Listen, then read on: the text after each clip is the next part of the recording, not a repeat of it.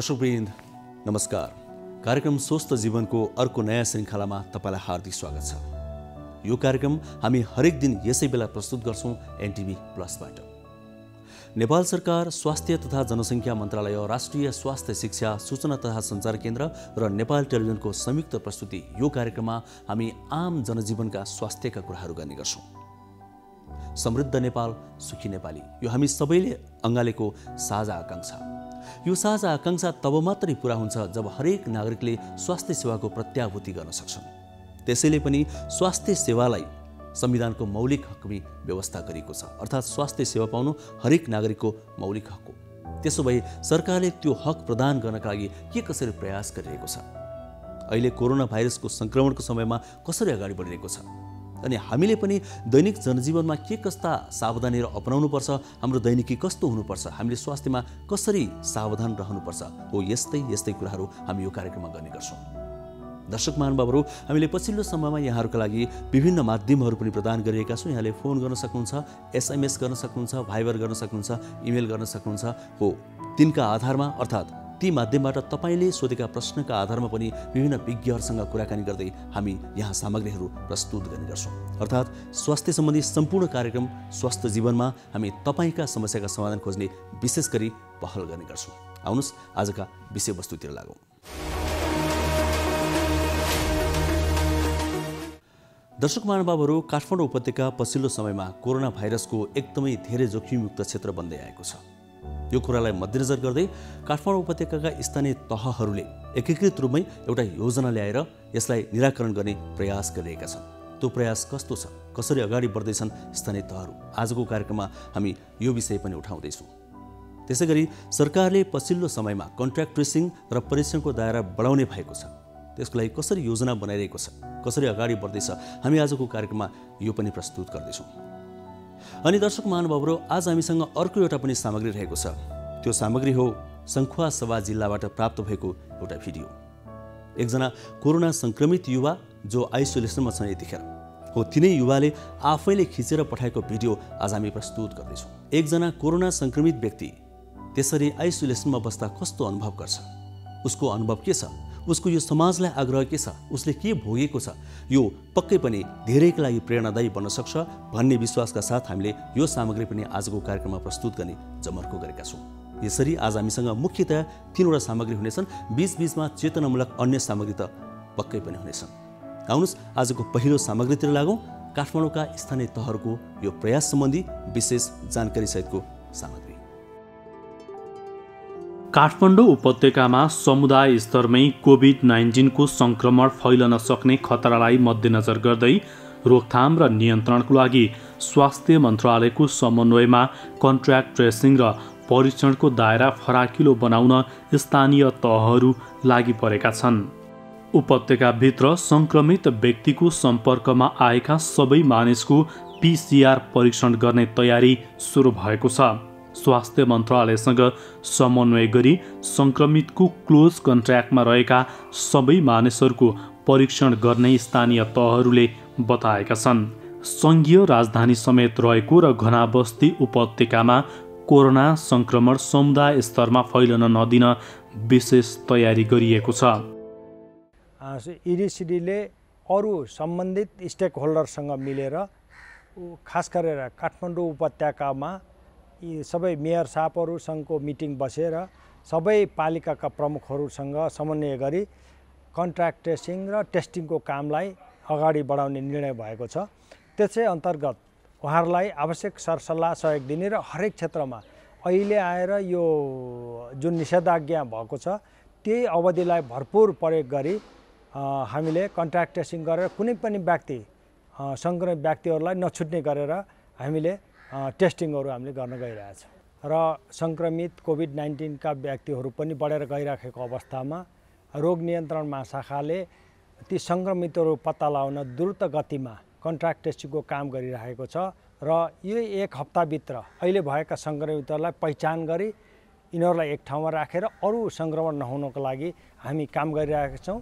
यसको लागि यहाँहरूले जनसमुदाय सबैजनाले आफ्नो घरमा बसी यो निषेधाज्ञाको पालना गरी र कन्ट्र्याक्ट ट्रेसिङमा आउने टिमहरूलाई सहयोग गरिदिनु हुन म अनुरोध गर्दछु। उपत्यकामा मात्रै 28,000 भन्दा धेरैको परीक्षण गर्ने योजना स्थानीय सरकारहरूले बनाएका छन्। उपत्यकामा निषेधाज्ञाको अवधि बढेसँगै यसभित्रै कन्ट्र्याक्ट ट्रेसिङको काम सम्पन्न गर्ने गरी तयारी भइरहेको छ। उपत्यकाका सबै हट स्पटमा कन्ट्र्याक्ट ट्रेसिङका आधारमा परीक्षणलाई अभियानकै रूपमा अघि बढाउन सबै स्थानीय तहहरू लागि परेका छन्। विगत 1 महिनादेखि उपत्यकामा कोरोनाको सङ्क्रमण बढ्दै गइरहेको छ। जब लकडाउनलाई खुकुलो बनायो त्यसपछि देशैभरिका व्यक्तिहरू या विभिन्न काम विशेषको लागि काठमाडौँ आउने क्रममा कोरोनाको सङ्क्रमण पनि बढ्दै गइरहेको छ। त्यसको नियन्त्रणको लागि काठमाडौँ महानगरपालिका र उपत्यका नगरपालिका फोरम हामी संयुक्त रूपमा गइरहेका छौँ र उपत्यकाको हकमा हामी अलग अलग काम गर्ने भन्दा जोइन्टली काम गर्न गइरहेका छौँ। त्यसबाहेक पनि काठमाडौँ महानगरपालिका आफ्नो कार्यक्षेत्रभित्र डिसइन्फेक्सन स्प्रे चाहिँ हामीले सबै वडामा गरिरहेका छौँ र माइकिङ मार्फत जनतालाई सचेत बनाउने र त्यहीँका स्वयंसेवकहरूलाई परिचालन गरेर यो गर्न हुने यो गर्न नहुने यसरी चाहिँ नै राज्यलाई सहयोग गर्नुहोस् भनेर भनिरहेका छौँ। र अहिले सङ्क्रमण बढिरहेको अवस्थामा काठमाडौँ महानगरपालिका उपत्यका नगरपालिका फोरम र सँगसँगै प्रदेश सरकार र सङ्घीय सरकार मिलेर हामी संयुक्त रूपमा काम गर्न गइरहेका छौँ। संयुक्त रूपमा आवश्यकता अनुसार हामी आइसोलेसनको व्यवस्था गर्छौँ र हामीले विज्ञप्ति मार्फत पनि जानकारी राखेको कम्तीमा 5,000 आइसोलेसन बनाउँछौँ भनिरहेकोमा क्याबिनेटले त्यति पनि पुग्दैन 6,000 बनाउने भनेर निर्णय पनि गरिसकेको अवस्थामा हामीले 5,000 भनेकोमा सरकारले अझ 6,000 भनिसकेपछि अझ उत्साहित हामी भएका छौँ। तर आवश्यकता अनुसार त्यो हामी गर्छौँ।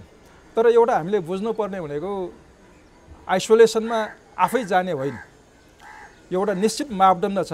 स्वास्थ्य परीक्षणमा पोजिटिभ देखिसकेपछि आवश्यक व्यक्तिलाई अस्पतालमा राखेर उपचार गर्ने, जो अस्पतालमा भर्ना गर्नु पर्दैन त्यस्ता व्यक्तिहरू घरमै बसेर पनि उपचार गर्न सकिने। हामी सबैलाई थाहा छ कोरोनाको औषधि आइसकेको छैन। पिसिआर पनि औषधि होइन। पिसिआर एउटा परीक्षण विधि मात्र हो। त्यसकारण पिसिआर गर्दैमा कोरोना मुक्त हुने होइन। पिसिआरले एउटा उसको अवस्था मात्र जनाउने हो। अहिलेसम्म विश्वमा कोरोनाको औषधि आइसकेको छैन। त्यसकारण चाहिँ आफै सचेत हुने हो। सरकारले घोषणा गरेको स्वास्थ्य मापदण्डहरू पालन गरेर बस्यौँ भने कोरोनासँग डराउनु पर्दैन।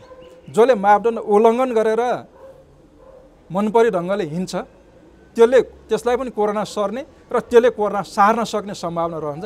त्यसकारण सबैमा अनुरोध गर्न चाहन्छु, स्वास्थ्य मापदण्ड सबैले पालन गरौँ, आफू पनि सुरक्षित रहौँ, अरूलाई पनि सुरक्षित राखौँ। लक्षण नभएकाहरू होम क्वारेन्टिनमा अथवा आइसोलेसन केन्द्रमा बसिरहनु भएको छ। आइसोलेसन केन्द्रको हकमा चाहिँ यहाँहरूले कति व्यवस्थापन गर्नुभएको छ? डेरामा बस्ने सबैजनालाई त होम क्वारेन्टिनमा बस्नको लागि सम्भव पनि छैन। कसरी व्यवस्थापन गर्नुभएको छ? यसलाई हाम्रो स्वास्थ्य कर्मीहरू जान्छन्। उहाँहरूको परीक्षण गरिसकेपछि एउटा स्वास्थ्य मापदण्ड अनुसार उहाँ अस्पतालमा भर्ना गर्नुपर्ने हो कि होइन, या त्यसमा पनि 3 किसिमको छ। कसले भेन्टिलेटरमा राख्नुपर्ने कि आइसियुमा राख्नुपर्ने कि या सामान्य आइसोलेसनमा मात्र राख्ने हो। त्यसमा पनि आवश्यकता अनुसार गर्ने हो। मेरो माग अनुसार, हाम्रो माग अनुसार होइन, स्वास्थ्य कर्मीले भेन्टिलेटर, आइसियु या सामान्य या त घरमै बस्दै पनि हुन्छ। र अहिले पनि धेरै व्यक्तिहरू घरमै बसेर निको भएर फर्किसकेका छन्। यसको अहिलेसम्म औषधि आइसकेका छन्। औषधिले निको भएका कोही पनि छैनन्। तर सबैले स्वास्थ्य मापदण्ड पालन गरेर अनुशासित ढङ्ग बसेर आफै निको भएर गइसकेका छन्। अहिले पनि धेरै व्यक्तिहरू अहिले पनि सिङ्गो देशको हेर्ने हो भने 31,000 सङ्क्रमितमध्ये 18,000 त फर्किसकेका छन्। भन्दा 13,000 मात्र उपचारमा छन् भने यदि हामीले मापदण्ड प्रयोग गर्ने हो भने यो सङ्ख्यालाई यो फरक चाहिँ 31 र 18 को अहिले जुन 13,000 को ग्याप छ यसलाई पनि न्यूनीकरण गर्न सकिन्छ। मेयर साहब, अहिले देशमा निषेधाज्ञा जारी भएको छ। निषेधाज्ञाको अर्थ अत्यावश्यक काम बाहेक घरबाट बाहिर ननिस्किनुस् भन्ने हो। तर अहिले पनि हेर्दाखेरि चाहिँ निषेधाज्ञाको कार्यान्वयन चाहिँ अलिकति फितलो भएको अवस्था छ। यहाँहरूले त्यसको लागि केही पहल गरिरहनु भएको छ कि छैन? यस्तो अवस्थामा सबै आफै सचेत हुनुपर्छ। अहिले कसैले कसैलाई बढी टच गर्ने स्थिति छैन। कसैले कसैलाई छुने स्थिति पनि छैन। सुरक्षाकर्मीले पनि कोही सङ्क्रमित व्यक्ति हो कि भनेर शङ्का गर्नुपर्ने अवस्था छ। हामीले पनि एक्लै अर्कालाई शङ्का गर्नुपर्ने छ। म आफै पसलमा जाँदाखेरि आफैले त्यो साउजीसँग म डराउनु पर्ने, साउजी पनि मसँग डराउनु पर्ने अवस्थामा स्वतः स्फूर्तमा आफै सचेत हुनुपर्छ। अर्काले गरेन भन्ने किसिमको हो। अहिले सबैले थाहा छ यस्तो अवस्थामा प्रहरीले कसैलाई समाउने गरेको छैन, कसैलाई थुन्ने गरेको छैन। त्यसको अर्थ चाहिँ अब प्रहरी चाहिँ चाहिँदैन भन्ने होइन। यदि प्रहरीमा त्यो सङ्क्रमण फैलियो भने, स्वास्थ्य कर्मीमा सङ्क्रमण फैलियो भने, जनप्रतिनिधिमा त्यो सङ्क्रमण फैलियो भने भोलि अराजकता आउन सक्छ। त्यसकारण सबै आफै सचेत हुनु। मलाई लाग्छ अहिलेको अवस्थामा 4 महिनाभन्दा बढी समय भइसक्यो हुनाले सम्पूर्ण नेपाललाई कोरोना के हो, कोरोनाबाट कसरी बस्ने भन्ने थाहा छ। थाहा हुँदै पनि अलि हेलचक्राइ बढिरहेको छ। सबैले हेलचक्राइ नगरेर अनुशासित ढङ्गले स्वास्थ्य मापदण्ड पालन गर्यो भने अरू समस्याहरू आउँदैन। हजुर, यहाँहरू सबैजना मेयरहरू मिलेर अहिले कोभिड जित्नको निम्ति एउटा फोरम बनाउनु भएको छ, त्यसबाट काम पनि गरिरहनु भएको छ। आम नागरिकले चाहिँ यसलाई यो कन्ट्याक्ट ट्रेसिङलाई अझ द्रुत गतिमा लैजानको निम्ति साथ दिनुपर्ने हुन्छ। जनताहरूलाई के सुझाव दिन चाहनुहुन्छ, के अपेक्षा छ तपाईँको? अहिले सङ्क्रमित सङ्ख्या पत्ता लगाइसकेपछि सङ्क्रमित व्यक्तिसँग सम्पर्क गरेर हामीले कन्ट्याक्ट ट्रेसिङ गरिरहेको छ। कन्ट्याक्ट ट्रेसिङ गरेर अहिले पहिलाको एउटा भ्रम के छ भने आज कन्ट्याक्ट ट्रेसिङ आजै परीक्षण गर्ने भन्ने छ। पछि स्वास्थ्य मन्त्रालयले एउटा विज्ञप्ति पनि जारी गरेको छ, कम्तीमा 5 देखि 7 दिनपछि मात्र गर्नुपर्छ। आजै गऱ्यो त्यो नेगेटिभ आउँछ भन्ने थियो। तर कहिले पनि कतिपय ठाउँमा पहिला पनि एउटा दुईवटा भ्रम पनि आयो, पहिला परीक्षण गरेर नेगेटिभ पछि गरेर पोजिटिभ आयो भने 5 दिनसम्म त्यो सङ्केतै देखिँदैन। सङ्क्रमित व्यक्तिसँग सम्पर्क गर्ने सङ्केतै नदेखिने हुनाले 5 दिनपछि मात्र गर्नुपर्छ भनेर आइरहेको छ।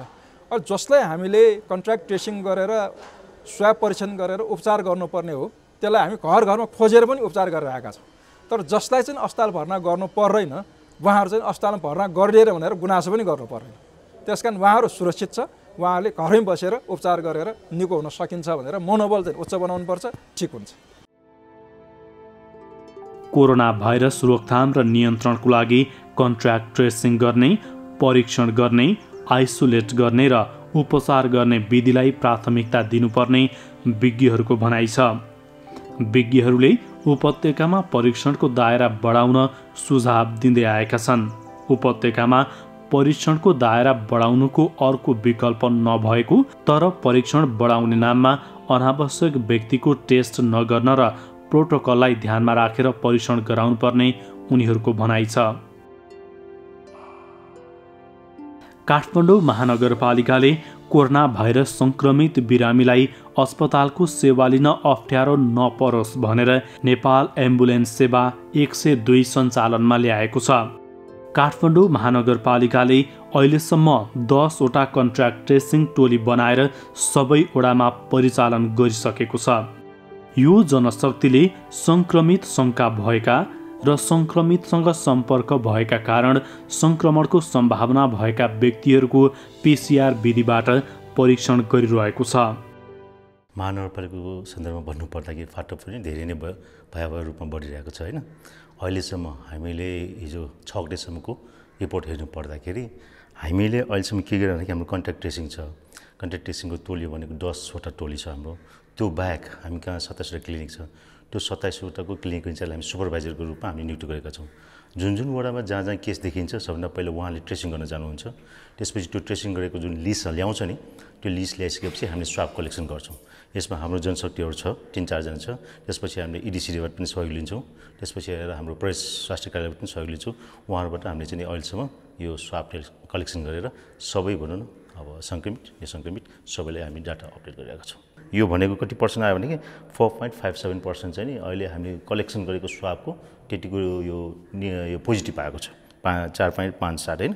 त्यसमा अहिलेसम्म हामीले गरेको मध्येमा 9 जना चाहिँ अहिलेसम्म हाम्रो डाटामा आएको अनुसार हामीलाई दिएको डाटा अनुसार 9 जना चाहिँ अहिले मृत्युवरण भएको छ। अनि साथै हामीले होम आइसोलेसनमा 369 जनाको रेकर्ड अपडेट गरिरहेका छौँ र साथै यसको पर्सेन्टेज भन्नुपर्दा 22.97 भयो र अहिले हस्पिटलमा उपचाररत 576 जना छ। यो महानगरको सन्दर्भमा चाहिँ हामीले प्राप्त भएको डाटा अनुसार र साथै यो क्योर भएको जुन उपचार भएर निको भएर घर फर्काएर 231 जना छन् यो महानगरको सन्दर्भमा मात्र। यसको भनेको 4.3.64% छ अहिलेसम्म। हामी कहाँ दुई तर्फबाट स्रोत यो इन्फर्मेसन आउँछ है, सूचना। एउटा सम्बन्धित वडा अध्यक्षबाट अथवा वडा सदस्यबाट आउँछ, अर्को EDCDबाट आउँछ। त्यो EDCDबाट अथवा सम्बन्धित वडा अध्यक्ष वा वडा सदस्यबाट आइसकेपछि त्यो हामी खबर चाहिँ सङ्कलन गर्छौँ। त्यसपछि हाम्रो सुपरभाइजरलाई त्यो रिले गर्छौँ। फलान ठाउँमा यतिजना देखिएको छ, उहाँलाई चाहिँ ट्रेसिङ गर्नु भनेर। अनि उहाँहरू जानुहुन्छ, उहाँले ट्रेसिङ गर्नुहुन्छ कतिजना छ। अब सङ्क्रमित भएको व्यक्ति लगायत उहाँसँग सम्पर्कमा आएका जति पनि व्यक्तिहरू छ उहाँहरूको सबै ट्रेसिङ गर्नुहुन्छ। त्यो उहाँको लिस्ट, उहाँको ट्राभल हिस्ट्री होइन। यसमा A1 र B1 भन्ने फर्म भर्नुपर्छ। त्यो सुरुमा प्रभावित भएको व्यक्तिलाई A1 मा फर्म भरिन्छ अनि त्यसबाट प्रभावित भएको अर्को व्यक्तिलाई B1 फर्म भरिन्छ। त्यो सबै कलेक्सन गरेपछि हामी कहाँ आउँछ होइन। अनि हामीले प्लान गर्छौँ फलानु दिनमा अब एउटै धेरै मान्छे धेरै भयो भने त्यो वडामा त्यही एउटा वडालाई मात्रै हामी समेट्छौँ होइन। तर धेरै छैन 5-6 जना छ भने 2-3 वटा सँगै जोडेको वडालाई समेत गाभेर त्यसरी हामी स्वाब कलेक्सन गर्छौँ।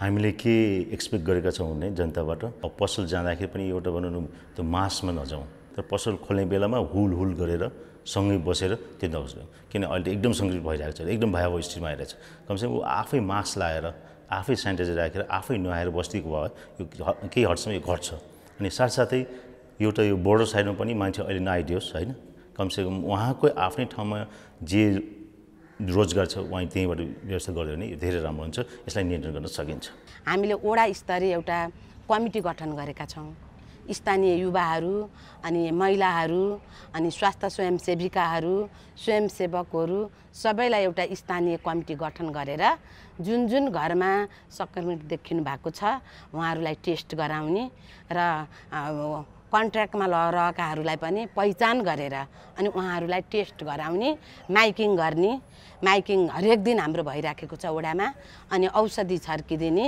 र अबले कोरोना लागेको जुन हाम्रा नागरिकहरूलाई अलिकति हेला गर्ने पनि प्रवृत्ति छ र हामीले माइकिङमा के भनेका छौँ भने कोरोना आफैमा पाप होइन आज तपाईलाई लाग्यो भोलि हामीलाई पनि लाग्न सक्छ कसैले पनि अपहेलना नगर्दिनु होला कोरोना भइराखेको जुन सङ्क्रमितहरूलाई बहिष्कार होइन कि उहाँहरूलाई सम्मान गर्नुपर्छ उहाँहरूलाई सपोर्ट गर्नुपर्छ भनेर हामी जनप्रतिनिधि प्रत्येक टोलमा युवा महिला दस्ता बनाएर हामी लागिराखेको अवस्था छ र अहिले हामी त्यसरी माइकिङ गर्दा पनि हामीले जुन विभिन्न कार्यक्रमहरू बाहिर ननिस्किनु साबुन पानीले हात धुनु मास्क लगाएर मात्रै निस्किनु भन्ने त हाम्रो नेपाल सरकारका निर्णयहरू छँदैछन् हाम्रो काठमाडौँ महानगरपालिकाले गरेको निर्देशन त छँदैछ त्यसको अलावा हामीलाई के आयो भने बिरामीबाट दिदी हामी बाहिर घाममा बस्नुपर्छ भनेर डाक्टरले भन्छन् हामी हाम्रै बारदलीमा जाँदाखेरि हामीलाई हेला गर्ने अवस्था भएको छ भन्ने त्यस्तो कुरा पनि सुन्न आएपछि हामी जनप्रतिनिधि वडा अध्यक्षले आफै फोन गरेर यदि तपाईहरूले त्यस्तो अपहेलना गर्नुहुन्छ भने तपाईहरूलाई नै कारबाही गर्छौँ हामी यो तपाईहरूले सम्मान गर्ने हो त्यो घरमा के चाहिन्छ तरकारी दूध खाद्यान्न के चाहिन्छ तपाईहरूले त्यो घरमा पुर्याइदिनु पर्छ ताकि भोलि तपाईहरूलाई हामीले पैसा उहाँहरूले दिइहाल्नुहुन्छ र तपाईहरूले सपोर्ट गर्नुपर्छ यस्तो गर्नुभयो भने वडाको हिसाबले म एउटा वडाको त्यो नागरिकलाई म एउटा वडा अध्यक्षको नाताले तपाईहरूले अपहेलना गर्नु भने हामी तपाईलाई कारबाही गर्छौँ भनेपछि अहिले एकदमै हामीलाई नागरिकले सपोर्ट गरेको छ 14 नम्बर वडामा र हिजो मात्रै हामीले 20 जनालाई कन्ट्र्याक्टमा आएकालाई हामीले हिजो आइतबार हामीले चेकअप गरेको थियो सबैको आज नेगेटिभ आएको छ एक हप्तापछि हामीले चेक गरेको हो 20 जनालाई जुन घरमा कोरोना लाग्यो त्यो घरमा बस्ने र त्यो उहाँ जोसँग कन्ट्याक्टमा रहनुहुन्छ पत्ता लगाएर हामीले हिजो मात्रै 20 जनालाई गर्दा आज नेगेटिभ आएको छ र अहिले यो बीचमा हाम्रो देखिएको 14 नम्बर वडामा आज 22 दिन भयो 22 दिनको बीचमा हामीले 200 जनालाई चेकिङ गरिसकेका छौँ चेकअप गर्यौं त्यसमा 200 जनालाई गर्दाखेरि जुन परिवारमा आमालाई लागेको छ र उहाँको बच्चा श्रीमान र छोरालाई लाग्यो तर अरूलाई बाहिर देखिएन 200 जना गर्दाखेरि हाम्रो 6 जना पोजिटिभ देखिनु भयो पोजिटिभ पनि कस्तो देखिनु भयो भने परिवारभित्रैकालाई पोजिटिभ देखिएको छ र बाहिर अहिले नदेखिएको अवस्था छ हाम्रो 4 वडाको हकमा भन्दा अहिलेसम्म 74 जना संक्रमित फेला परेका छन् र सबैजना हामीले आइसोलेसनमा पठाइसकेका छौँ र त्यसको कन्ट्याक्ट ट्रेसिङ पनि हामीले झन्डै 200 को हाराहारीमा कन्ट्याक्ट ट्रेसिङ पनि गरिसकेका छौँ र भोलि फेरि 100 जनाको कन्ट्याक्ट ट्रेसिङ गर्दैछौँ र यो बीचमा रिपोर्ट आउन अलिकति ढिलो गर्ने कारणले अलिकति समस्या परेको छ नभए राम्रै छ र हामीले वडामा विभिन्न टोलमा टोल सुधार समिति लगायतका चाहिँ क्लबहरूलाई चाहिँ समन्वय गरेर अवेरनेस कार्यक्रमहरू अगाडि बढाएका छौँ र हामीले वडाको तर्फबाट नै माइकिङको व्यवस्था पनि गरेका छौँ तेस्रो मुलुकबाट आउन सक्ने ठूलो संख्याका यात्रुलाई ध्यानमा राखी क्वारेन्टिन व्यवस्थापनमा पनि स्थानीय तहहरू जुटेका छन् स्थानीय तहहरूले छुट्टै क्वारेन्टिन र आइसोलेसन बनाउँदा खर्च र जनशक्ति धेरै लाग्ने भएकोले उपत्यकाका सबै नगरपालिकाको समन्वयमा एकीकृत आइसोलेसन र क्वारेन्टिन निर्माण गर्ने तयारी गरेका छन् आफूले गर्नुपर्ने काम कुरोमा चाहिँ केही पनि बाँकी राखेको छैन सबै गरिएको छ र जहाँसम्म अहिले निश्चित आज्ञा पश्चात के गरिएको छ भन्ने सोधिनेको जवाफमा अहिले हामीले चाहिँ 5 वटा कन्ट्याक्ट ट्रेसिङ ग्रुपहरू बनाएर हामीले चाहिँ जहाँ सम्भावित सङ्क्रमित व्यक्तिहरू छन् उनीहरूलाई चाहिँ हामीले निगरानी गरेर उनीहरूको चाहिँ हामीले चेक जाँच गरेर हामी चाहिँ अगाडि बढिरहेका छौँ र यो निश्चित आज्ञा पश्चात पनि हामीले चाहिँ एकदमै झ्याली पिटाएर यो चाहिँ मतलब स्वास्थ्य सम्बन्धी जुन मापदण्ड छ, जुन प्रोटोकल छ, त्यसलाई चाहिँ एकदमै अच्छी पालन गर्नुहोस् र यो नै सबैभन्दा बेस्ट मेडिकेसन हो भनेर हामीले चाहिँ सूचना सम्प्रेषण गरिरहेका छौँ। ललितपुर महानगरपालिकाले दुई किसिमले काम गरिरहेको छ। एउटा चाहिँ आफ्नै बलबुत्ताले भ्या जतिको काम गरिरहेको छ भने अर्कोतिर चाहिँ काठमाडौँ भ्याली मेयर्स फोरमसँग पनि सहकार्य गरेर काम अगाडि बढाउने हाम्रो चाहिँ लक्ष्य छ। अब आफ्नै बलबुत्ताले गर्ने काम भनेको चाहिँ हामीले वैशाखको 22 गतिदेखि नै यो एन्फाको ट्रेनिङ सेन्टर 7 दोबाथोमा ट्रेनिङ सेन्टर छ, त्यहाँको त्यो इन्टायर बिल्डिङलाई लिएर चाहिँ हामीले आइसोलेसनमा कन्भर्ट गऱ्यौँ। त्यति मात्र होइन, त्यसपछि हामीले जेपु समाजको चाहिँ वृद्धाश्रम त्यसलाई पनि हामीले आइसोलेसनमा कन्भर्ट गऱ्यौँ र नेपाल युथ फाउन्डेसनको वडा नम्बर 27 यो उसमा सुनाकोठीमा जुन दुईवटा भवन छ त्यहाँ पनि हामीले exclusively for women and children को निमित्त चाहिँ हामीले आइसोलेसनको व्यवस्थापन गऱ्यौँ र अहिले पछिल्लो कालखण्डमा आएर ती आइसोलेसनलाई चाहिँ अहिलेको ती क्वारेन्टाइनलाई चाहिँ अहिलेको कन्टेक्स्टमा चाहिँ आइसोलेसनमा कन्भर्ट गर्नुपर्छ भन्ने नेपाल सरकारको जुन सुझाव छ त्यसलाई चाहिँ हामीले अन्डरटेक गर्न गइरहेका छौँ। हजुर, अनि सँगसँगै अब जो सङ्क्रमित हुनुहुन्छ होइन उहाँहरूलाई यहाँहरूले क्वारेन्टिनमा राख्ने कुराहरू त भइ नै हाल्यो, तर आम नागरिकहरूलाई निषेधाज्ञा जारी भए पश्चात जसरी घरबाट बाहिर ननिस्किनु भन्नुभएको छ त्यो कुरालाई व्यवस्थित गर्नको निम्ति अझ कार्यान्वयन अझ स्ट्रङ बनाउनको निम्ति चाहिँ केही गरिरहनु भएको छ कि छैन? जनतासँग अपेक्षा के छ? अब यसमा यो निषेधाज्ञा जारी चाहिँ केन्द्रीय सरकारले गरेको हो, फेडरल गभर्मेन्टले गरेको हो, त्यसमा हामीले असिस्ट मात्रै गर्ने हो, सहयोग मात्रै गर्ने हो। तसर्थ हामीले झ्याली पिताएका छौँ कि तपाईँहरूले चाहिँ यो निषेधाज्ञा भनेको तपाईँहरूको निमित्त हो, तसर्थ तपाईँहरू चाहिँ घर बाहिर नआएर अरूसँग सङ्क्रमित हुने गरिकन चाहिँ हिमचिम नबनाएर घरमै बस्नुहोस्। यो नै यो कोभिडको चाहिँ सबैभन्दा राम्रो औषधि उपचार यो नै हो, तसर्थ यो औषधि उपचार खाएर चाहिँ सहयोग गर्नुहोस् भनेर हामीले भनिरहेका छौँ। यसलाई चाहिँ हामीले परास्त गर्नुपर्छ भन्ने किसिमले हामी लागिरहेका छौँ। त्यसको लागि मध्यपूर्वी नगरपालिकाले चाहिँ आफ्नै अस्पताल पनि सञ्चालन गरिराखेको कारणले गर्दाखेरि नेपालको एरिया मैत्री नगरपालिका अस्पताल नगरपालिकाले सञ्चालन गरिराखेको कारणले गर्दाखेरि हामीले यसबेला चाहिँ यो कन्ट्र्याक्ट ट्रेसिङ र टेस्टिङमा चाहिँ अलिक बढी जोड दिइराखेका छौँ। यसको आधारमा चाहिँ हाम्रो नगरपालिका र हाम्रो अस्पताललाई चाहिँ यो सरकारबाट सङ्घीय सरकारबाट चाहिँ किटहरू आउँदैन, त्यो नआए पनि नगरपालिकाले सञ्चालन गरेको हुनाले लगभग अस्ति मात्रै चाहिँ हामीले 34 लाख लगानी गरेर थप चाहिँ 2000 चाहिँ किटहरू हामीले किनेका छौँ। यस आधारमा चाहिँ यो कन्ट्र्याक्ट ट्रेसिङ चाहिँ 2000 को समुदायमा चाहिँ हामी जान्छौँ भनेर त्यसरी चाहिँ लागिरहेका छौँ। कन्ट्र्याक्ट ट्रेसिङ गरिसकेपछि टेस्टिङ गरिरहेका छौँ अनि टेस्टिङबाट आएकोलाई चाहिँ यो पोजिटिभ आएकोलाई चाहिँ हामीले चाहिँ आइसोलेट गरिरहेका छौँ। यो चाहिँ होम आइसोलेसन होस्, यसमा चाहिँ क्वारेन्टाइनमा हाम्रो चाहिँ आइसोलेसनमा होस् या अस्पतालमा होस्, यो अनुसार चाहिँ हामी अलिक बढी चाहिँ गम्भीर भएर लागिरहेछौँ। त्यसको लागि चाहिँ हामीले 9वटा वडा छन्, हामी 9वटा वडामा चाहिँ हामीले टोली नै खटाएका छौँ। वडाध्यक्षको नेतृत्वमा प्रशासकीय प्रमुख, वडाको प्रशासकीय प्रमुख र स्वास्थ्यको 2 जना कर्मचारी रहने गरी चाहिँ यो जुन रूपमा यो केसको चाहिँ इन्भेस्टिगेसन हुन्छ, इन्भेस्टिगेसन लिस्ट तयार गर्छ, लिस्ट तयार गरेको आधारमा चाहिँ 5 दिनपछि चाहिँ स्वाब सङ्कलन गरेर 24 घण्टाभित्र हामीले रिपोर्ट दिने गरी चाहिँ यसरी चाहिँ हामी लागिरहेछौँ। तिमी नगरपालिका मात्रै होइन कि उपत्यकामै पनि हामीले हेर्ने हो भने चाहिँ अहिले सङ्क्रमणको दर अलिक बढी भएको कारणले हुनसक्ला 10 देखि 15% चाहिँ स्थानीय सङ्क्रमण देखेको छ, स्थानीय बासिन्दा देखेको छ। अहिले पनि चाहिँ 85 देखि 90% चाहिँ बाहिरबाट आउनुभएकोहरूको चाहिँ देखेको छ। त्यसो हुँदाहुँदै चाहिँ बाहिरबाट आउनुभएकोहरू भयो भने चाहिँ घरै बनाएर बस्नुभएकोहरूलाई चाहिँ अथवा भाडामा बस्नुभएकोहरू पनि त्यहाँको चाहिँ अनुकूलता छ, छुट्टै एट्याच बाथरुमहरू छुट्टै छन् र फ्ल्याट खाली गर्न मिल्छ भने चाहिँ त्यसअनुसार चाहिँ होम आइसोलेसनमा राखिराखेका छौँ। तर चाहिँ अनि संयुक्त कोठाहरूमा बस्नुपर्ने भयो भने चाहिँ उहाँहरूले चाहिँ होम आइसोलेसन नराखिकन हामीले चाहिँ आइसोलेसन सेन्टरहरूमा लगिरहेछौँ। यसको लागि चाहिँ उपत्यकाको अस्पतालहरूमा पठाइरहेका थियौँ।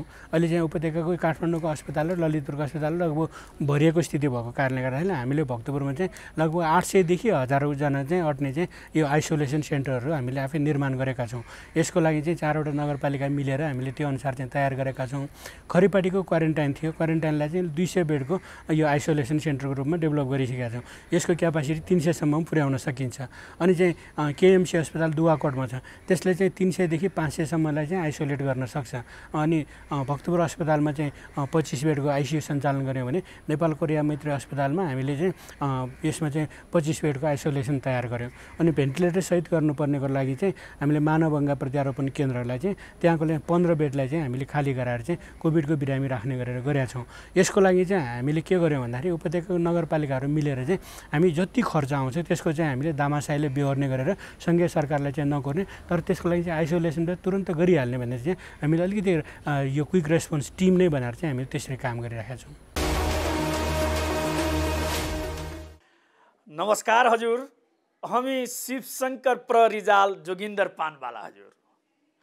अहिले देश हजुर यो कोभिड-19 को संक्रमणबाट बहुत थिल भएको छ। हिमाल, पहाड, तराई, मधेस, मेची, महाकाली, मलाई लाग्छ हजुर यो मेची भेगदेखि लिएर पश्चिमको लिपुलेकसम्म चाहिँ हजुर अहिले हामी कोभिडबाट चाहिँ बडा थिल भएको छौँ, अस्तव्यस्त भएको छ हजुर। बस तर हजुर कोभिड आउँदै गर्दा यो संक्रमणले गाड्दै गर्दा हजुर, तर हामी आत्तिने होइन हजुर। हामी नेपालीको एउटा यही बानी छ हजुर, हामी चाहिँ हजुर खुसीमा मात्तिने अथवा दुःखमा आत्तिने हामी नेपालीले गर्दैन हजुर। अहिले कोभिड आए पनि हजुर हामी एउटा कुरो भन्छु हजुर, बस तपाईँ हामी कोभिडबाट हामी चाहिँ कसरी बचेको छु, मा कसम हजुर हामी घरबाट निस्किन्न काम नभएसम्म। काम भयो भने त्यो पनि बहुत सतर्कता अपनाएर हजुर चाहिँ तपाईँको चाहिँ नियम पालना गरेर सामाजिक दूरी कायम गरेर मुखमा मास्क लगाएर निस्किन्छु। हतपत हामी घरबाट निस्किन्न। हुन त अब गाउँघरमा अब धान रोपियो, अब धान गोड्ने बेला छ, केही समयपछि धान काट्ने बेला हुन्छ। अब घर गृहस्थी गर्ने मान्छेहरूलाई कहिले घरबाट बाहिर निस्किनुपर्छ। निस्किँदाखेरि हजुर बस सामाजिक दूरी हजुर 2 मिटर सामाजिक दूरी कायम गर्ने हजुर। कोही मान्छेहरूसँग चाहिँ हात त मिलाउँदै नमिलाउने। र दोस्रो कुरो कसैले हातछिउँ गर्दैछ भने पनि हजुर यो कुइनाले यसरी कुइनाले छोपेर हातछिउँ गर्ने, हातछिउँ गरेको मान्छेबाट आफू टाढा पनि रहने हैन। यसो भयो भने हजुर यो हाम्रो यो कोभिड-19बाट हामी सबै हजुर बच्न सक्छौँ। र यो कोभिड-19 मलाई लाग्छ आफै डरले कापेर यो नेपाल भूमि छोडेर चाँडै नै हजुर भागिहाल्छ। बस यो हामीले यसो गरेछौँ, हजुरले पनि यही गर्नुहोस्। हजुरहरूलाई हामी पानवालाको नम्र निवेदन छ, हजुरहरूलाई हामी पानवालाको कोटी कोटी अनुरोध पनि यही छ हजुर।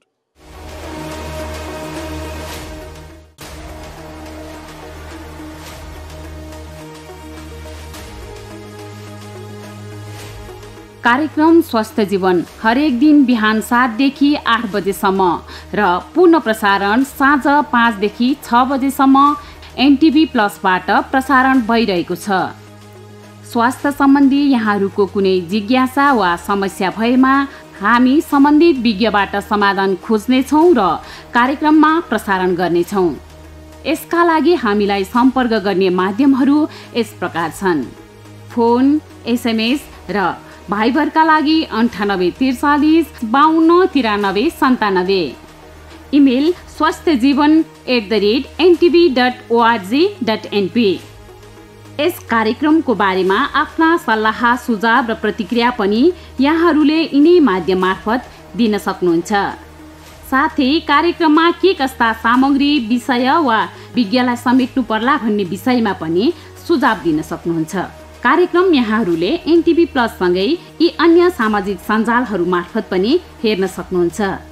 YouTube Nepal television, mobile application Nepal television, Facebook facebook.com/neptv2041।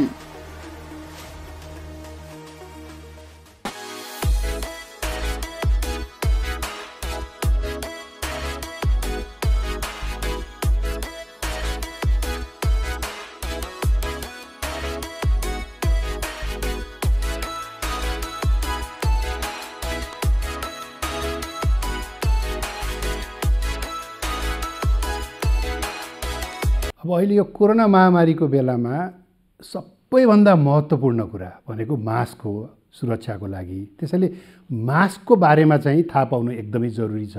अहिले धेरैले मास्कको प्रयोग गरिरहनु भएको छ, तर जतिले प्रयोग गरिरहनु भएको छ उहाँहरूले पनि यो राम्रो तरिकासँग प्रयोग नगरिरहेको अवस्था छ। त्यसैले मैले अहिले मास्कको बारेमा यो कसरी यसलाई सही तरिकाले प्रयोग गर्ने भन्ने बारेमा यहाँहरूलाई म केही कुराहरू बताउन चाहन्छु। मास्क मोटामोटी रूपमा हामीले 3 प्रकारका अहिले देखिराखेका छौँ। पहिलो प्रकार भनेको यो N95 मास्क छ। यो N95 मास्क भनेको यस्तो प्रकारको छ। यो N95 मास्कमा पनि 2 प्रकारको छ। एउटा यस्तो भल्भ भएको छ, यहाँ यस्तो भल्भ छ यसमा, र अर्को थरीमा चाहिँ भल्भ छैन।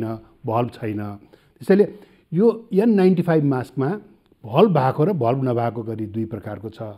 र अर्को यो सर्जिकल मास्क छ। यो सर्जिकल मास्क सबैभन्दा धेरै प्रयोग भइरहेको यो सर्जिकल मास्क हो र तेस्रो चाहिँ कपडाले बनाएको, घरमै कपडाले बनाएको मास्क छ।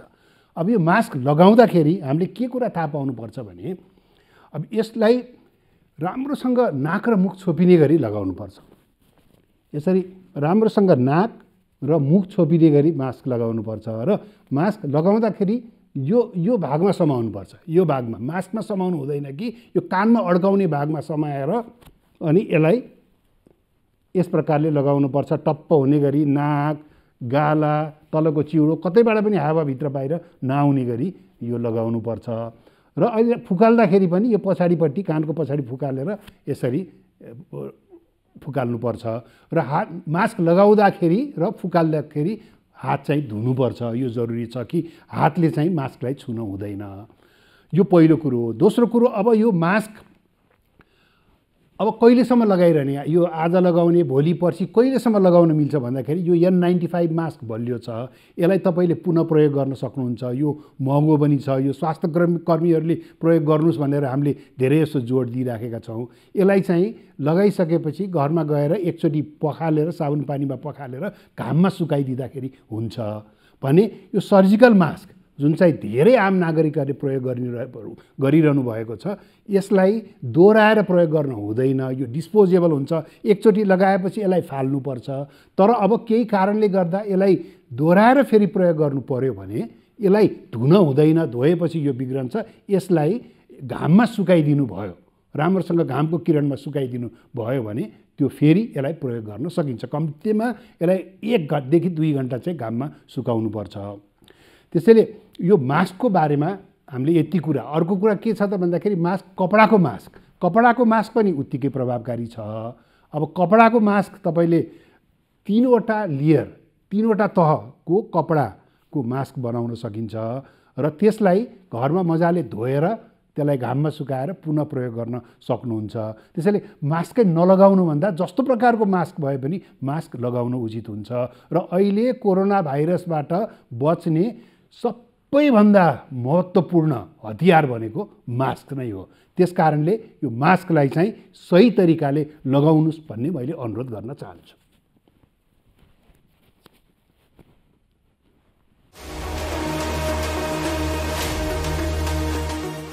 दर्शकवृन्द, कोरोना भाइरसको कुरा गर्ने बित्तिकै उपचारभन्दा पनि अगाडि आउँछ कि यसलाई सर्नै नदिने कसरी, त्यो उपाय खोज्नु सबैभन्दा उत्तम उपाय हो, उत्तम कुरा हो।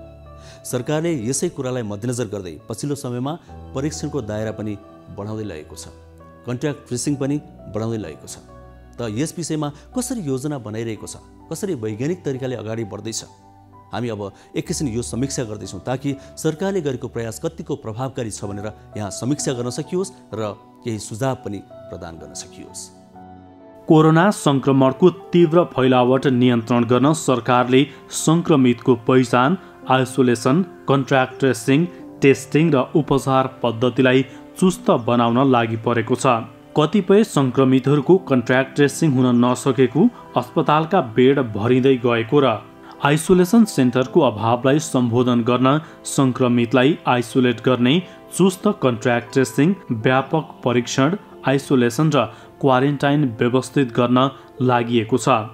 संक्रमितको सम्पर्कमा आएका व्यक्तिहरूको खोजी गरी विवरण सङ्कलन गर्ने काम अहिले तीव्र पारिएको छ।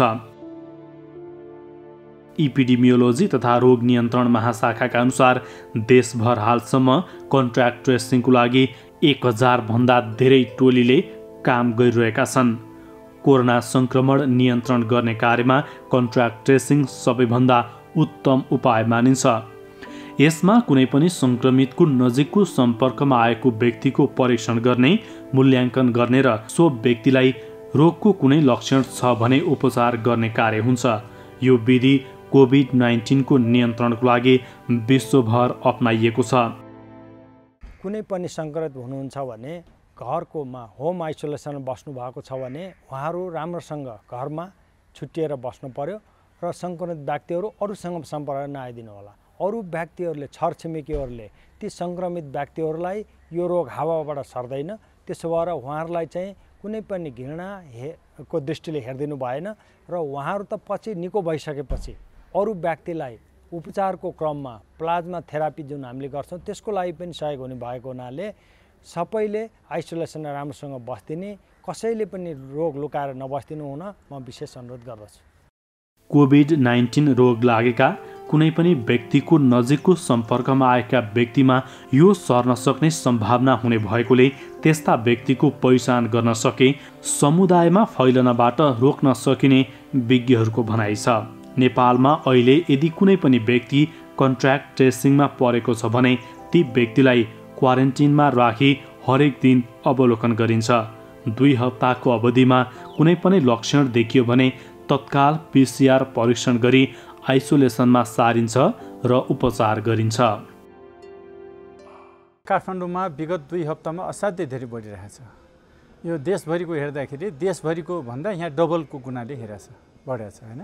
जस्तो देशभरिमा डबल हुने दिन चाहिँ नि 18-19 दिनमा डबल भएको छ भने हामी कहाँ 8 दिनभन्दा अगाडि नै 7-8 दिनमै डबल यसरी चाहिँ बढिरहेछ। यसले के देखाउँछ भने काठमाडौँमा भयावहको अवस्था छ अहिले, अब हुँदैछ है। त्यसकारण हामी असाध्यै सचेत हुनुपर्ने छ, यो भयावहलाई रोक्नुपर्ने छ। भयावह हुँदैन हैन। भयावह यसर्थ हुँदैछ कि धेरै केसहरू बढ्यो र काठमाडौँको सबै क्षेत्रबाट आइरहेको छ एउटा। दोस्रो कुरो काठमाडौँमा असाध्यै धेरै जनसङ्ख्या छ, जनघनत्व असाध्यै धेरै छ, एकदमै कन्जेस्टेड छ हैन। त्यसले गर्दाखेरि पनि एकदमै चाँडै यो फैलिन सक्छ। यो दोस्रो कुरो भयो। अब तेस्रो कुरो के भयो भने यहाँ चाहिँ नि धेरै किसिमको अब संसारकै मान्छेहरू हैन, अब देशभित्रका सबै मान्छे मिक्स्ड कम्युनिटीहरू छ हैन। त्यो मिक्स्ड कम्युनिटीले के गर्छ भन्दाखेरि अब मिक्स्ड कल्चर छ हामीसँग, विभिन्न किसिमको छ। त्यसले गर्दाखेरि पनि यो रोग फैलिनको लागि त्यसले चाहिँ नि सहयोग पुर्याउँछ। त्यसकारण हामीले अब एउटै मात्रै उपाय, यसलाई चाहिँ नि तुरुन्त यहीँ रोक्नुपर्ने हुन्छ। यसलाई जति सक्यो धेरै यसले रोक्नुपर्ने हुन्छ। त्यो रोक्ने उपाय भनेको यसको चाहिँ नि कन्ट्याक्ट ट्रेसिङ गर्ने र त्यसको चाहिँ नि टेस्ट आइसोलेट भन्छ कि पहिला ट्रेस गर्नु पर्यो हैन। कहाँ बिरामी सङ्क्रमित छन्, सङ्क्रमितका सम्पर्क मान्छेहरूको त्यसको खोज पडताल गर्नु पर्यो। त्यसपछि उहाँहरूको टेस्ट गर्नु पर्यो र सङ्क्रमित र असङ्क्रमितलाई फेरि छुट्याउनु पर्यो। उहाँहरूलाई चाहिँ नि सङ्क्रमितलाई लगेर आइसोलेसन सेन्टरमा राख्नु पर्यो, असङ्क्रमितहरूलाई क्वारेन्टाइनमा राख्नु पर्यो र फेरि उहाँहरूको पुनः टेस्ट गर्नु जानु पर्यो। यही नै एउटा उपाय हो। यो कन्ट्याक्ट ट्रेसिङको कुरा गर्दै गर्दाखेरि पनि क्लोज कन्ट्याक्ट र क्याजुअल कन्ट्याक्टको कुरा पनि छ। कसरी कन्ट्याक्ट ट्रेसिङ गरिन्छ यसको बारेमा भनिदिनुहोस् न। अब अहिलेको कन्ट्याक्ट भने जो सङ्क्रमित छ उसको नजिकका मान्छेहरूको सबैको चाहिँ नि खोज पडताल गर्ने र उहाँहरूको टेस्ट गर्ने है। हामी अहिले चाहिँ नि दुईटा छ, अहिले चाहिँ नि दुईटा हामीले स्ट्राटेजी ल्याएको छौँ। एउटा स्ट्राटेजी भनेको सङ्क्रमितहरूको कन्ट्याक्ट ट्रेसिङ गर्ने हैन, सङ्क्रमितहरूको कसको सङ्क्रमणमा आछ उहाँहरूको टेस्ट गर्ने, उहाँहरूले पत्ता लगाउने र उहाँहरूको परीक्षण गर्ने। अर्को भनेको कुनै हटस्पटहरू हामीले पत्ता लगाइरहेको छ। जस्तो तराईबाट सबभन्दा धेरै मान्छेहरू कहाँ आएर बसेको छ, अथवा सङ्क्रमित भएको जिल्लाबाट मान्छेहरू कहाँ आएको छ हैन, अथवा को मान्छेहरू बढी जनसम्पर्कमा छ उहाँहरूको पनि हामीले ऱ्यान्डमली उहाँहरूको पनि हामीले टेस्टमा चाहिँ नि बढाइरहेका छौँ। जस्तो हामीले 2 दिन कीर्तिपुरमा गऱ्यौँ। हाम्रो डाटाले के भन्यो भने कीर्तिपुरको एउटा क्षेत्र छ, त्यहाँ असाध्यै धेरै तराईबाट मान्छेहरू आएको देखियो। हाम्रो त्यो चाहिँ मोबाइल ट्रेसिङमा त्यहाँ देखियो। त्यो भएपछि हामीले जाँच्यौँ 100 मलाई लाग्छ 200 जना जति जाँदाखेरि त्यहाँ एउटा पनि देखिएन। राम्रो कुरा भयो हैन। फेरि दोस्रो दिन पनि हामी जाँच्यौँ। त्यसको चाहिँ नि अब रिजल्ट आउँछ। हिजो जाँचेका छौँ। त्यो एउटा के हो भने कहाँ छ भल्नरेबल ग्रुप भन्नाले बाहिरको मान्छेहरू कहाँ आएर बसेको छ त्यो पनि हामी टेस्ट गर्दैछौँ। त्यसपछि अर्को त्योभन्दा महत्त्वपूर्ण कुरो सङ्क्रमितहरू जो छ उसको वरिपरिका मान्छेहरूको सबैको चाहिँ टेस्ट हुन्छ। सङ्क्रमितहरूको सम्पर्क मान्छेहरू सबैको जाँच गरेर त्यसले चाहिँ छुट्याउनुपर्छ। हजुर, यहाँले भन्नुभएको जस्तो कन्ट्याक्ट ट्रेसिङलाई चाहिँ अब द्रुत गतिमा लैजानको निम्ति जनता आम नागरिकहरूले साथ दिनुपर्ने अवस्था छ। कस्तो खालको अपेक्षा राख्नुहुन्छ जनतासँग? जनताहरू असाध्यै सचेत हुनुभएको छ, त्यो राम्रो हो हैन। र उहाँहरूले यसमा चाहिँ सहयोग गर्नुपर्छ। यसको सकारात्मक सहयोग। सकारात्मक भनेको कुनै सङ्क्रमित मान्छे पनि त्यसले त कहाँ गइस् के गरिस् त चाहिँ नि घरमा नबस् अथवा गाउँमा नबस् त जा, यो चाहिँ सङ्क्रमित मान्छेहरू टाँसियो भने चाहिँ के हुन्छ, मान्छे लुकेर बस्यो नि। सङ्क्रमित भयो भने म सङ्क्रमित होइन भन्छ हैन। त्यसकारण त्यस्ता मान्छेले घृणा गर्नु भएन। उहाँहरूले तुरन्त अस्पताल पुर्याउनु पर्यो र उहाँहरूको सम्पर्कमा को छ तुरन्त जानकारी गर्नु। जस्तो मेरो गाउँमा कुनै एउटा सङ्क्रमित मान्छे छ भने त्यसलाई मैले छिचेर दूर गरेँ भने अनि उसले चाहिँ मेरो सङ्क्रमणमा यो मान्छे थियो भन्छ, उसले भन्दैन नि होइन म यहाँ गएको थिएँ यति मान्छेले भेटेको थिएँ उसले भन्नु पऱ्यो नि त्यसले गर्दा उसलाई पहिला सुरक्षित अवतरण उहाँलाई चाहिँ नि सम्मानपूर्वक बाँच्ने सम्मानपूर्वक उपचार गर्ने व्यवस्थामा हामी पुर्याउनु पऱ्यो पुर्याइसकेपछि उहाँले भन्नुहुन्छ कि यहाँ यस्तो छ यति छ अनि यसलाई गर भन्यो मैले के हुन्छ भने जस्तो एउटा ठाउँमा एउटा सङ्क्रमित मान्छेलाई मैले छिचेर धुरधुर गरेँ त चाहिँ बस्न पाउँदैन डेढामा बस्न पाउँदैन भनेपछि अर्को डेढामा बसेर सङ्क्रमित छ भने ऊ भन्छ त अब सुब्लाएर बस्छ बजारमा घुम्छ चिन्ह लक्षण छैन केही छैन तर ऊ सङ्क्रमित हो उसले त रोग फैलाउँछ त्यसकारण सम्पूर्ण पहिला बिरामी त्यो रोग तपाईँलाई पनि लाग्न सक्छ मलाई पनि लाग्छ जसलाई पनि लाग्न सक्छ अहिले चाहिँ कोही राजा भनेर पनि छुटेन होइन राष्ट्रपतिले पनि लायो आम नागरिकलाई लायो र एकदमै भनौँ न गरिबलाई पनि लायो धनीलाई पनि लायो त्यसकारण यो कसैलाई पनि यो रोग भन्ने कुरा सबैलाई समान छ मृत्यु सबैलाई समान छ भने जस्तै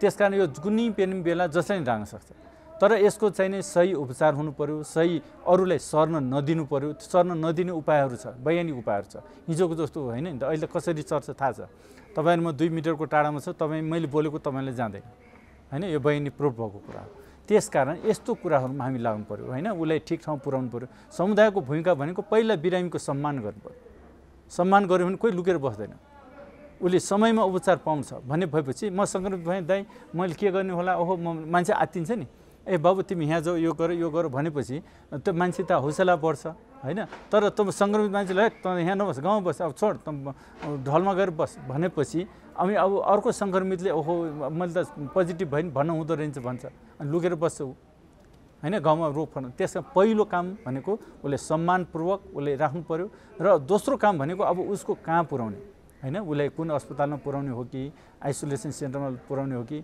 अनि उसको सम्पर्कमा मान्छेहरू को छ तुरन्त हामीले जानकारी गर्नु पर्यो होइन बानेश्वरको एउटा गाउँमा सङ्क्रमित छ भने त्योको वडाको काम के भने त्यो टोलवासीको काम के भने यहाँ सङ्क्रमित मान्छे भेट्यो त्यहाँ कहाँ लग्ने होला र यहाँ चाहिँ तुरन्त तपाईँहरू कन्ट्याक्ट ट्रेसिङ गरिदिनुहोस् त्यति भनिदिनु भयो भने हामी तुरन्त जान्छौँ ट्रेसिङ गर्छौँ छुट्याउँछौँ उहाँहरूलाई रोग नसर्ने उपायहरू त छ त्यसकारण यो काममा समुदायले ठुलो भूमिका खेल्न सक्छ लक्षण भएका र नभएकाहरू जुन भएका छन् ती त अस्पतालमा गइ नै हाल्छन् र नभएका बिरामीहरू चाहिँ अथवा सङ्क्रमित व्यक्तिहरू चाहिँ आइसोलेसनमा अथवा होम क्वारेन्टिनमा बसिरहेछन् उहाँहरूले पालन गर्नुपर्ने नियमहरू अथवा उहाँहरूलाई के सल्लाह सुझाव दिन चाहनुहुन्छ हजुर एउटा पालन गर्नुपर्ने प्रमुख नियम भनेको सङ्क्रमितहरू पहिला उहाँहरू जस्तो सङ्क्रमित लक्षण भए पनि नभए पनि पहिला त उहाँहरू स्वास्थ्य संस्थाको सम्पर्कमा आउनु पर्यो होइन म चाहिँ अस्पताल उहाँले घरमै बस्ने ठाउँ छ छुट्टै टोयलेट छ छुट्टै कोठा छ अरूसँग सम्पर्क हुनु पर्दैन घरमै बस्नुहोस् सुरक्षित घरमै छ होइन चिन्ह लक्षण नभएको मान्छेलाई चिन्ह लक्षण भएको मान्छेले तुरन्त अस्पताल जानुहोस् तपाईँले कुनै पनि बेला सिभियर हुनसक्छ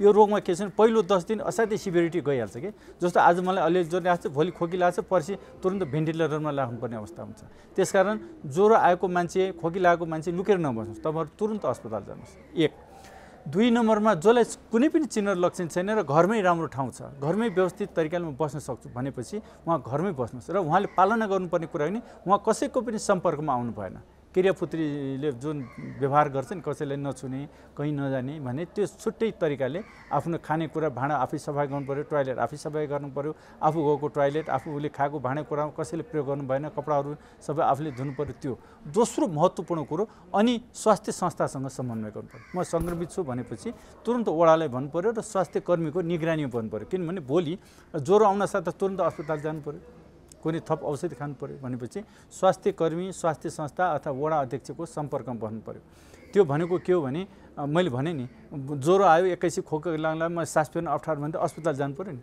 त्यसकारण त्यो त अहिले खोजेर त हुँदैन बेलैमा सम्पर्क भइसकेपछि अनि तुरन्त फोनमा भाइ मलाई अलिकति ज्वरो आउनु लाग्यो मलाई खोकी लाग्नु लाग्यो म अस्पताल जान चाहन्छु तुरन्त उहाँको हामी रेस्क्यु गर्छौँ त्यसमा उहाँको दुईवटा कुरा एउटा रोग नसरोस् कसैले मान्छे प्यारो हुन्छ रोग प्यारो हुँदैन होइन म प्यारो छु तर मेरो रोग त प्यारो हुँदैन त्यसमा मैले पनि बुझ्नु पर्यो सङ्क्रमित मान्छेले पनि म बिरामी छु अथवा सङ्क्रमित छु म डिसिप्लिन बस्छु भने फिल गर्नु पर्यो कि त्यो म पनि हुन्छ भोलि अर्कोलाई हुन्छ अर्कोलाई हुन्छ त्यसकारण म सङ्क्रमित छु मैले केही गरेँ भने अरूलाई सर्छ मैले गर्न हुँदैन उहाँले फिल गर्नु पर्यो त्यसरी घरभित्र बस्नु पर्यो घरभित्र बस्ने ठाउँ छैन डेढामा बसेको छ अप्ठ्यारो छ घरमा छुट्टै शौचालय छैन घरमा छुट्टै कोठा छैन तुरन्त भन्नुहोस् हामीसँग आइसोलेसन सेन्टरहरू छ हामी आइसोलेसन सेन्टरमा लाग्छौँ होइन यसरी चाहिँ नि उहाँले त्यो काम गर्नु पर्यो अनि दोस्रो कुरो उहाँले चाहिँ नि के हो भने स्वास्थ्य आफ्नै स्वास्थ्यको लागि स्वास्थ्य संस्था वडाहरूसँग सम्पर्क गर्नु पर्यो। अनि अर्को आफ्नै समुदायको लागि भोलि दिदी आमा दाजुभाइ बहिनी छोरी साली सबैलाई रोग लाग्न सक्छ हैन। त्यसकारण मेरो सम्पर्क मान्छेहरू यति छन्, यति मान्छेहरूसँग मैले कुरा गरेको छु, उहाँले भनिदिनु पर्यो कि अर्कोले थाहा हुँदैन, उहाँले चाहिँ भनिदिनु पर्यो। मैले हिजो यहाँ गएको थिएँ, अस्ति त्यहाँ गएको थिएँ र यति यति मान्छेसँग भेटघाट छ भनेपछि अनि त्यो मान्छेलाई हामीले टेस्ट गर्छौँ, त्यो मान्छेलाई हामीले छुट्याउँछौँ। त्यही नै हो केस इन्भेस्टिगेसन भनेको। त्यो कन्ट्याक्ट ट्रेसिङ भनेको उहाँले भने मान्छेलाई गएर फेरि ट्रेस गर्छौँ अनि त्यसको जाँच पडताल गर्छौँ। नेपालको प्रदेश नम्बर 1 को सुदूरपूर्वमा पर्ने एउटा जिल्ला सङ्खुवासभा, जहाँ एकजना युवा रहेका छन्। ती युवा यतिखेर कोरोना सङ्क्रमित छन्, आइसोलेसनमा छन् सङ्खुवासभाको सदरमुकाम खाँदबारीमा। ती युवाको के छ त मनस्थिति, उनी कस्तो आवाज गर्दैछन् अनि उनी सँगसँगै रहेका अरू सङ्क्रमितहरूको मनस्थिति कस्तो छ, के भन्छन् उनीहरू? कतै यो समाजलाई, आफ्नो परिवारलाई उनको कुनै आग्रह छ कि, कुनै गुनासो छ कि, या सरकारसँग कुनै गुनासो छ कि? अब हामी एकैछिन एउटा निकै नै महत्त्वपूर्ण सामग्री प्रस्तुत गर्दैछौँ। सङ्खुवा सभाका एकजना कोरोना सङ्क्रमित युवाको यो आफैले खिचेर पठाएको भिडियो। म एक कोरोना सङ्क्रमित, म लगायत यहाँ हामी 3 जना छौँ कोरोना सङ्क्रमितहरू। सङ्खुवासभा जिल्लाको खाँदबारी स्थित हिमालयन किरण क्याम्पसको आइसोलेसन कक्षामा हामी उपचारा छौँ। हामी अहिले यहाँनिर स्वस्थ छौँ, तन्दुरुस्त छौँ, यहाँको व्यवस्था एकदमै राम्रो छ। कोरोना चेक भइसकेपछि हामीलाई त्यहाँ मध्ये 10 जनालाई हामीलाई एउटा युनिसेफको टेन्ट मुनि राखिएको थियो। त्यहाँनिर 10 जना मध्ये हामी 2 जनालाई कोरोना पोजिटिभ देखियो। कोरोना पोजिटिभ देखिसकेपछि हामीलाई त्यहाँ नजिकैको त्यहाँबाट 100 मिटर टाढा जति, त्यो क्वारेन्टाइनबाट 100 मिटर टाढा जति हामीलाई एउटा कटेजमा लगेर राख्यो। यहाँको सङ्खुवासभा जिल्लाको कोभिड-19 क्राइसिस म्यानेजमेन्ट टिम, जिल्ला प्रशासन कार्यालय, यहाँको सिडिओ साहबहरू, डिएसपी साहबहरूको सहकार्य, यहाँको राजनीतिक दलहरू, विभिन्न राजनीतिक दलहरूको सहकार्यमा, यहाँका बुद्धिजीवी पत्रकारहरूको सहकार्यमा हामीलाई त्यहाँबाट सिफ्ट गरेर 4 दिन पछाडि हामीलाई यो सङ्खुवासभाको खाँदबारी स्थित हिमालयन किरण क्याम्पसको आइसोलेसनमा ल्याइयो। जब हामीले यो हिमालयन किरण क्याम्पसको आइसोलेसन कक्षा तोडफोड गरेको समाचार सुन्यौँ अनि हाम्रो मनमा पनि एकदम खुल्दुली भयो, खटफट भयो, एकदम नराम्रो भयो। किनभने कोरोना सङ्क्रमितको लागि बनाइएको आइसोलेसन वार्ड तोडफोड गरियो। यहाँ हामीलाई स्थानीयवासीहरूले कोरोनाप्रति गर्ने व्यवहार, कोरोना सङ्क्रमितहरूप्रति गर्ने व्यवहार र कोरोनाप्रति के कस्तो खालको अनुभव रहेको छ, कस्ता कस्ता खालका व्यवहार गर्छन् भन्ने बारेमा पनि प्रश्न पार्नु रहेको थियो। कोरोना रोग स्वयं व्यक्तिले आफ्नो कारणले, आफ्नै समस्याले उसले आफूले कहीँबाट सारेर ल्याएको पनि होइन। यो जसलाई पनि लाग्न सक्छ, जहाँबाट पनि सर्न सक्छ, जुनसुकै ठाउँबाट पनि यो सर्न सक्छ। कोरोना त्यति धेरै यो रोग पनि होइन। मेरो आफ्नो बुझाइमा कोरोना के हो भन्दाखेरि एउटा साधारण भाइरस हो। यसले चाहिँ तपाईहरूलाई आफ्नो भित्री इन्टरनल तपाईँहरूका विभिन्न खालका रोगहरूलाई चाहिँ तपाईँहरूले कोरोना लागिसकेपछि यसलाई विभिन्न चिन्ता लिनुभयो, ठुलो समस्या मलाई पर्यो भन्ने खालका तपाईँहरूमा आन्तरिक फिलिङ आयो, तपाईँहरूले यसलाई धेरै गहिरो रूपमा लिनुभयो भने तपाईँहरू विभिन्न खालका समस्याहरूमा आफै पर्न जानुहुन्छ। कोरोनाले तपाईँलाई डाइरेक्ट एट्याक गर्दैन, किनभने हामी स्वयं कोरोना पीडित हो। हामी 3 जना कोरोना सङ्क्रमित छौँ। हामीलाई कुनै खालका यस्ता लक्षण पनि आएको छैन। हामीले मेन्टालिटी एकदम दह्रो बनाएका छौँ, मनोबल बढाएका छौँ। मनोबल बढाउनु एकदमै आवश्यक छ कोरोनालाई जित्नको लागि। कोरोना भइसकेपछि तपाईँले आफ्नो मनोबललाई गिराइसकेपछि आफ्नो मनभित्र विभिन्न खालका कुरा खेलाउँदै जानुहुन्छ। विभिन्न खालका कुरा खेलाउँदै गइसकेपछि तपाईँलाई विभिन्न खालका यस्ता खालका नराम्रो नराम्रो कुराहरू फिलिङ आउँछ। त्यस पछाडि तपाईँले आफ्नो भित्र भएका दीर्घ रोगहरूलाई जन्माउनुहुन्छ। त्यही दीर्घ रोगहरूलाई जन्माइसकेपछि त्यसलाई बिस्तारै बिस्तारै बढ्दै गएर तपाईँलाई पछि ठुलो समस्याहरू आउने हो। तर कोरोनाले मात्रै तपाईँलाई कुनै पनि यस्ता ठुलो समस्यामा, ठुलो दुर्घटनामा पार्छ भन्ने हाम्रो बुझाइ छैन। किनभने हामी कोरोना पोजिटिभ भइसकेपछि हाम्रो आफ्नो अनुभव हो। यो साधारण रुगाखोकी जस्तै हो। यसलाई तपाईँले जस्तो रुगाखोकी लागेको बेला होममेड औषधिहरू बनाएर आफूलाई कसरी सफल बनाउनु भएको थियो, कसरी स्वास्थ्य बनाउनु भएको थियो, त्यही तरिकाले होममेड औषधिहरूबाट यसलाई बनाएर आफ्नो मेन्टललाई प्रिपेयर बनाएर आफूलाई सक्षम बनाएर मैले आफूलाई त कोरोना पोजिटिभ हाम्रो रिजल्टमा देखिए तापनि मैले यसलाई इन्टरनली फिलिङले पनि आफूलाई टच गराएको छुइनँ। यसलाई मैले कुनै आफू कोरोना सङ्क्रमित हो भन्ने खालको आन्तरिक भावना पनि मैले यसलाई पैदा गरेको छुइनँ। यही कारणले गर्दाखेरि मलाई आफूलाई स्वस्थ रहनको लागि एकदमै ठुलो सहयोग मिलेको छ। कोरोनालाई धेरै भास्ट रूपमा नलिदिनु होला, कोरोना सङ्क्रमितहरूलाई चिचेर दूर नगरिदिनु होला, किनभने यो भाइरस भोलि जो कोहीलाई पनि लाग्न सक्छ। हाम्रो गाउँठाउँमा यो कोरोना भाइरस सम्बन्धी किन यति धेरै घृणा गरिन्छ, किन यति धेरै हेला गरिन्छ, कोरोना सङ्क्रमितहरूको लागि बनाइएको आइसोलेसन किन तोडफोड गरिन्छ भन्दाखेरि यो जनचेतनाको कमीले गर्दाखेरि हो। जनचेतना जब कमी हुन्छ, जब मानिसमा चेतनाको कमी हुन्छ, जुन विषयवस्तुमा उनीहरूको ज्ञान हुँदैन, त्यसै कारणले गर्दाखेरि उनीहरूले त्यसप्रति नकारात्मक टिका टिप्पणी गर्ने अवस्था सिर्जना हुन्छ। यसको लागि चाहिँ म के अनुरोध गर्न चाहन्छु भने यो स्थानीयवासीहरू अथवा यहाँ मात्रै नभएर हरेक नेपालका हरेक कुना काप्चामा कोरोनालाई जहाँ यसरी हेरिन्छ त्यहाँको स्थानीयवासीहरूलाई, त्यहाँका बुद्धिजीवी वर्गहरूले, त्यहाँका शिक्षक वर्गहरूले, पत्रकारहरूले, विभिन्न सङ्घ संस्थाहरूले जनचेतनामूलक कार्यक्रमहरू अब विस्तार गर्नु आवश्यक छ। नेपाल सरकारले पनि यस सम्बन्धी केही कदमहरू चाल्ला। तर यति भनिदिइरहँदाखेरि हाम्रै स्थानीय तहमा, हाम्रै नगरहरूमा त्यहाँ भएका बुद्धिजीवीहरू, कोरोना बुझेका मानिसहरू, डक्टरहरू, फ्रन्ट लाइनमा काम गर्ने सुरक्षाकर्मीहरू, उहाँहरूले चाहिँ विभिन्न माध्यमबाट अहिले सोसल मिडिया छ, रेडियो छ, टिभीहरूबाट यस्ता खालका सन्देशहरू फैलाएर कोरोना सम्बन्धी भएको यो भ्रमलाई चिर्नका लागि सबैभन्दा ठुलो आवश्यक छ। सबभन्दा ठुलो कुरो त के भनेदेखि अब बाहिर त्यति निस्किनु भएन हैन, काम नपरिकन निस्किनु भएन। काम पर्दाखेरि पनि मास्क लगाएर आफूलाई पुरा सुरक्षित भएर त्यस प्रकारले बाहिर निस्किनु पर्दछ, त्यस्तो गर्नु पर्दछ एउटा कुरा। अनि अर्को कुरो चाहिँ के त भनेदेखि अब त्यो भिडभाडमा धेरै जसो त्यो भिडभाडमा चाहिँ मान्छे मतलब त्यहाँ जाने उ गर्ने त्यो गर्नु हुँदैन, भिड गर्नु हुँदैन। यो कोरोना भएको मान्छेलाई छिछि दूर गर्ने हैन, त्यसलाई एकदम त्यस्तो गर्ने कुरा होइन। यो जसलाई पनि हुनसक्छ, थोरै हुनसक्छ, धेरै हुनसक्छ।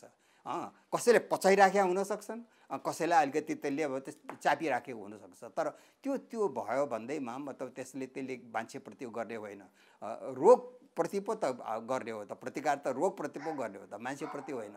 त्यो भएको मान्छेलाई त हामीले सहयोग गर्नुपर्छ, सकेको मतलब अब उसलाई मतलब आफूले के गर्न सकिन्छ होइन, त्यसलाई हामीले अलिकति गर्नुपर्छ। एउटा मानवता हटाउनु हुँदैन, त्यो मानवता चाहिँ बिर्सिनु हुँदैन। मान्छे मतलब साह्रै नै स्वार्थी पनि हुनु हुँदैन। तर आफू बचियो भने त अरूलाई पनि सहयोग गर्न सकिन्छ, आफू बचियो भने त केही गर्न सकिन्छ। आफू नै बिनाइ पर्यो भने के हुन्छ? त्यसो हुनाले हामीले सरकारले गरेको चिज पनि कुनै रहरले गरेको होइन, हाम्रै बचाउको लागि गरेको हो, अब हाम्रै सुरक्षाको लागि गरेको हो होइन मान्छेहरूले। त्यसो हुनाले त्यसलाई हामीले मान्नु पर्दछ, त्यसलाई हुबहु हामीले मतलब गर्नुपर्छ। त्यो कुनै सरकारलाई गरिदिएको होइन, हाम्रो आफ्नो लागि गरेको हो। र गभर्मेन्टले चाहिँ त्यस किसिमको त्यो एउटा समुदायमा नजाओस्, यो अझ धेरै नफैलियोस् भन्ने किसिमको हो। किनभने समुदायमा गएर फैलियो भने अझ कडा मतलब कदमहरू चाल्नुपर्ने हुन्छ। त्यसो हुनाले अहिले हामीले सरकारले भनेको मानिदिउँ, यो आफ्नै लागि हो भनेर गरिदिउँ भनेदेखि मलाई लाग्छ यो व्याधिबाट पनि हामी पार पाउँछौँ। स्वास्थ्य सम्बन्धी महत्त्वपूर्ण नम्बरहरू। स्वास्थ्य सम्बन्धी कुनै पनि जानकारी र सहयोगका लागि स्वास्थ्य तथा जनसङ्ख्या मन्त्रालयका हटलाइन नम्बरहरू 1115 र 1133 वा मोबाइल नम्बर 985112 55839। एम्बुलेन्स सेवाको लागि 102 र 112। वैदेशिक रोजगारीको क्रममा स्वास्थ्यमा समस्या भएमा, अन्य सहयोग वा जानकारी आवश्यक परेमा श्रम, रोजगार तथा सामाजिक सुरक्षा मन्त्रालयको हटलाइन नम्बर 1141। शान्ति, सुरक्षा र अन्य सहयोगका लागि नेपाल प्रहरीको नम्बर 100। सशस्त्र प्रहरी बलको नम्बर 1114। रगत आवश्यक परेमा ब्लड बैंकको नम्बर 01 42 25 344।